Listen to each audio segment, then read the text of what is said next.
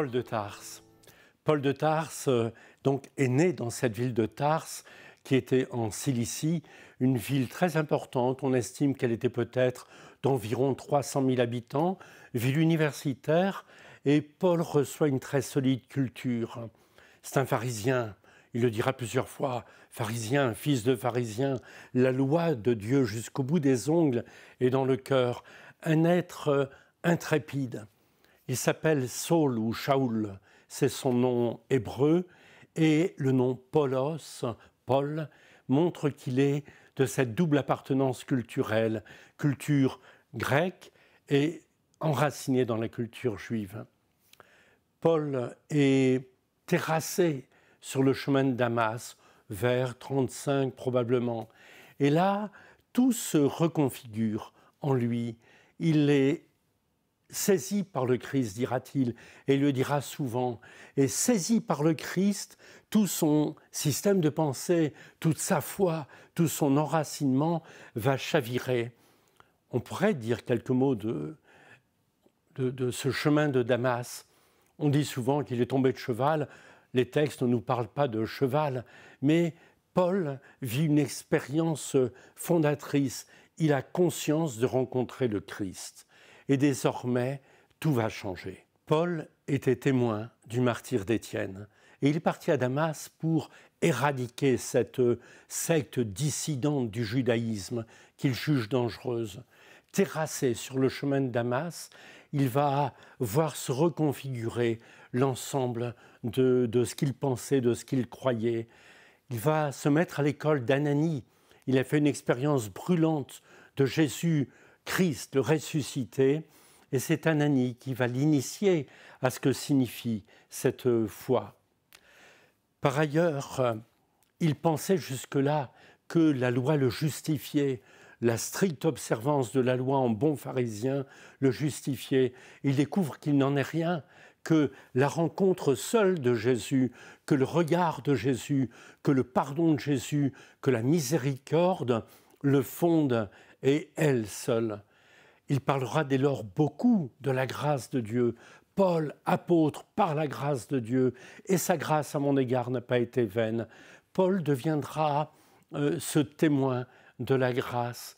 Il comprend aussi sur le chemin de Damas, dans la voie qui le saisit, « Paul, pourquoi me persécutes-tu » Il saisit que l'Église n'est pas une vague entité, que c'est la personne même du Christ.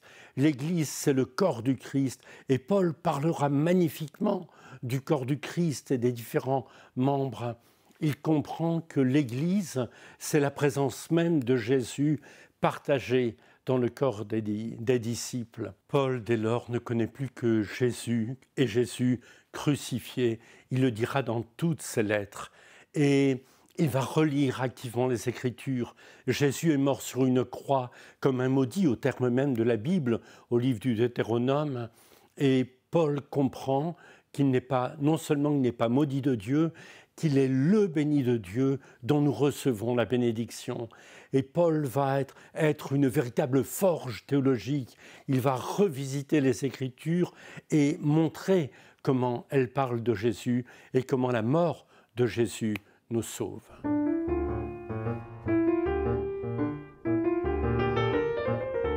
On a de Paul de nombreuses lettres ou épîtres, écrites toutes aux environs des années 50, je ne vais pas détailler, et ces lettres-là nous disent qui est Paul, et en particulier, par exemple, « Le Christ, en effet, ne m'a pas envoyé pour baptiser, mais pour annoncer l'Évangile, et cela sans avoir recours au langage de la sagesse humaine qui rendrait vaine la croix du Christ.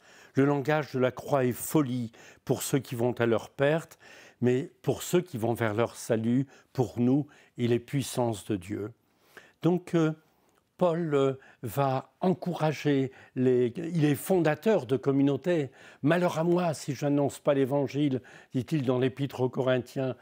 il traverse tout le bassin méditerranéen. Et si on a de nombreuses lettres de lui, c'est qu'il a initié des communautés chrétiennes. Paul n'est pas un écrivain, mais il écrit aux communautés pour entretenir leur foi. Et quand il y a des problèmes qui se posent, ils sont nombreux par exemple à Corinthe, eh bien Paul va venir et leur dire, quand on croit en Jésus, voilà. Et puis, aux Romains, aux Colossiens, il va exprimer, développer le fondement de la foi. Le fil d'or qui traverse l'ensemble des lettres de Paul et qui transparaît aussi dans les Actes des Apôtres, c'est cette compréhension de la mort et de la résurrection de Jésus.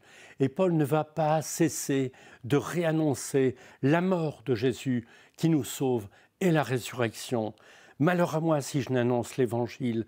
Malheur à moi si je n'annonce l'Évangile. Ce que je suis, je le dois à la grâce de Dieu, et sa grâce en moi n'a pas été vaine.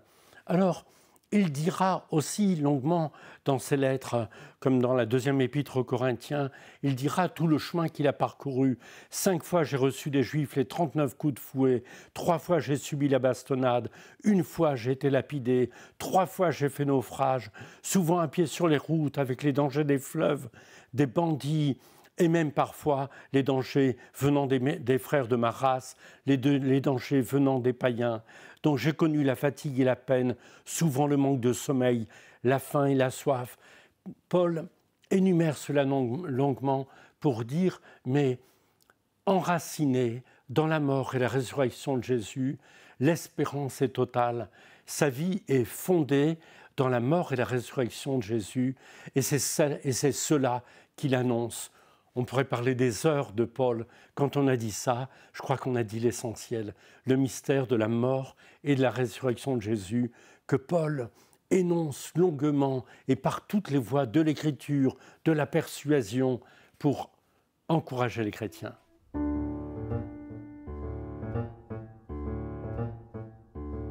Je pense que les croyants d'aujourd'hui pourraient désirer être intrépides, comme Paul, enracinés dans la rencontre de Jésus, et c'est-à-dire dans la connaissance de Jésus, c'est un terme de Paul, le connaître lui, la puissance, la force de sa passion et de sa mort, et la puissance de sa résurrection. Et c'est également la liberté profonde de Paul. Enraciné dans le Christ, Paul est libre à l'égard de quiconque. Cette liberté de Paul, cette intrépidité, et puis peut-être aussi, à la façon du pape François, Paul est un homme des périphéries. Il a des mots parfois avec Pierre, mais il trouve que Pierre est trop contenu dans son univers juif, mais l'un et l'autre, justement, seront les deux forces du balancier. Ils se complètent. Mais pour Paul, il fallait jusqu'aux extrémités, aux périphéries, être des hommes, des femmes, des périphéries, enracinés en Jésus, qui nous rend profondément libres en comprenant que ce que nous sommes, c'est par la grâce de Dieu. Et sa grâce à son égard, dit Paul, sa grâce à mon égard n'a pas été vaine. C'est peut-être ça le message de Paul aussi pour nous.